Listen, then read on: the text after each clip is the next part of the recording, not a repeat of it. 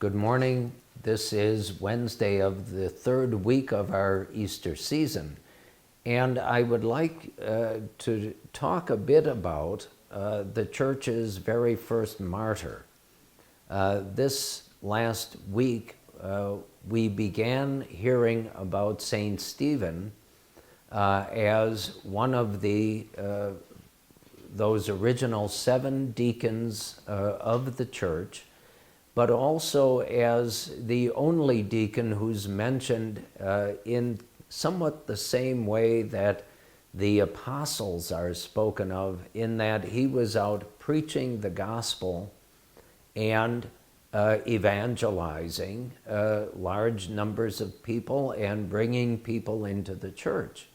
And because of that, he made the Jewish authorities at that time very angry and very jealous. You'll recall from the readings we've already heard from the Acts of the Apostles.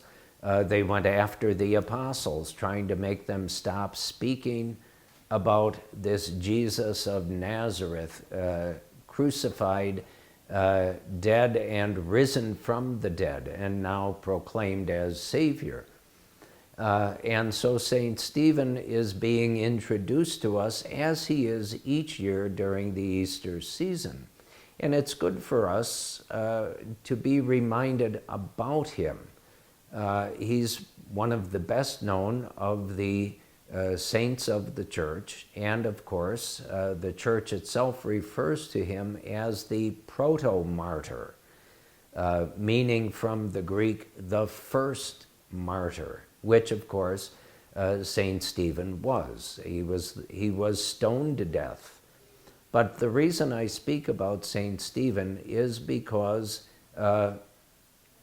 Monday he's referred to in the Acts of the Apostles, and then we continue to read those passages from the Acts of the Apostles about Saint Stephen, and we come to his actual martyrdom.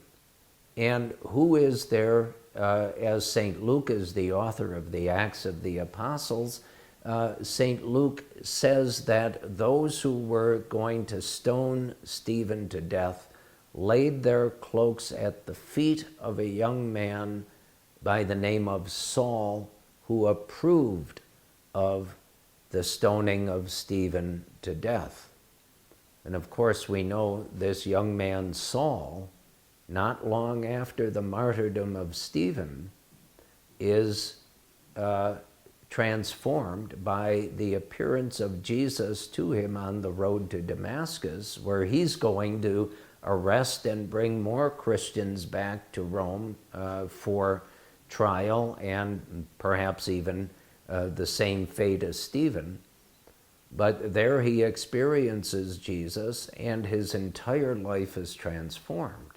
And by any measure, the life of the Church is directly impacted by the conversion of this young man, Saul, who now becomes Paul and becomes, as the fathers of the Church, as the great theologians of the medieval and Renaissance times in the Church, as so many of our popes have referred to him, the Church's first and greatest missionary. And so when we speak about Saint Stephen, I think we necessarily have to also at least begin speaking about and thinking about the tremendous good effect that his fidelity to Christ had, at least on this young man, Saul, who becomes the great apostle Paul. But it's not just thinking about these two men from our past as a church. The example Stephen gives of fidelity to Christ, even in experiencing great persecution and dying for Christ, literally,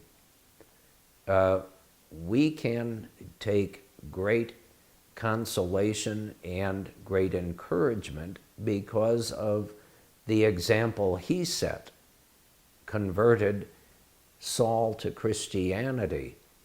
And the example we set, we can never underestimate. If we, like Stephen, are faithful to Christ and to his church in how we live our faith from day to day.